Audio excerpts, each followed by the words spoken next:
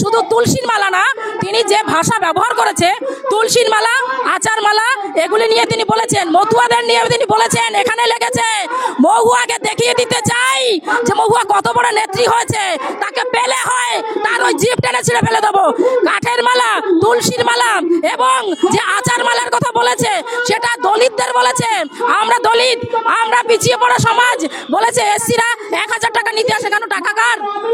টাকা তোমার? টাকা তোমার মুখ্যমন্ত্রীর? তুমি ঘর থেকে এনে দিচ্ছ টাকা? কার টাকা? শুধু নির্লজ্জ না, নির্লজ্জ বললে ভুল হবে, নির্লজ্জ, বেহায়া, আরো যদি কিছু থাকে সেগুলি বলা যায়, কিন্তু বলতে পারছি না। কেন জানেন? কারণ আমাদের দল সেটা শেখায় না।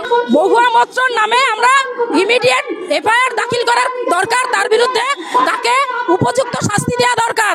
সেই মতুয়া সমাজ নিয়ে, সেই দলিত সমাজ নিয়ে, এসসি এসটিদের নিয়ে যে বাজে কথা বলেছে, সনাতনীদের নিয়ে, তুলসীর মালা নিয়ে যে বাজে কথা বলেছে, তাকে অতি অবশ্যই সনাতন ধর্ম থেকে অবশ্যই তার বিরুদ্ধে এফআইআর করা দরকার এবং তাকে উপযুক্ত শিক্ষা দেওয়া দরকার। শুধু এফআইআর করে রাখলে হবে না, কারণ তারা এফআইআর আবার করে নেবে, বেল পেয়ে যাবে, সেটাও আমরা জানি, কারণ ক্ষমতা তাদের।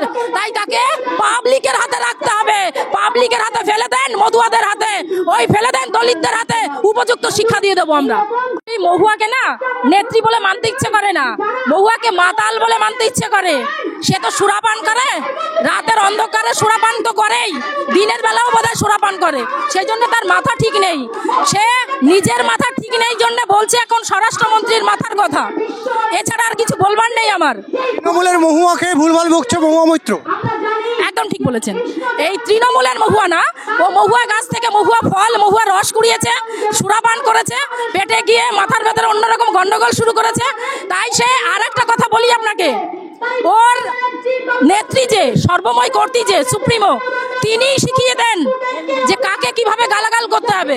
তাই এরা উজ্জীবিত হয়, উৎফুল্লিত হয়, সেইভাবে গালিগালাজ করে। মুখ্যমন্ত্রীকেও ছাড়ে না, প্রধানমন্ত্রীকেও ছাড়ে না, তার মাকেও ছাড়ছে না। মহুয়া বললাম, মহুয়ার মাথা, নিজেরই মাথা ঠিক নেই, সেই জন্য সে মাথা চাইছে।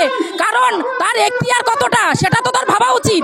যার নিজের এখতিয়ার সম্পর্কে ধারণা নেই, সে তো এর থেকে বেশি কিছু বলতে পারে না, যে আমার কতদূর কথা বলার সাধ্য আছে, লিমিটেশন কত সেটাই সে জানে না, তার লিমিটেশনই জানে না সে। কটু কথা বলা, বাজে কথা বলা কারোর সম্পর্কে, এটা আমাদের দল মানে না, মানতে পারে না। মহুয়া মাত্র কি চাইবে? বিয়ে করেছে না, ভেরি রিসেন্ট বিয়ে করেছে। মহুয়া মাত্রর আর চাওয়ার কিছু নেই, এমপি হয়েছে, সে আমাদের দেশের গোপন খবর পাস করেছে বিদেশে, কোটি কোটি টাকা রোজগার করেছে, পয়সা কড়ি হয়েছে, বর ছিল না একটা, বর হয়েছে, আবার কি চাই?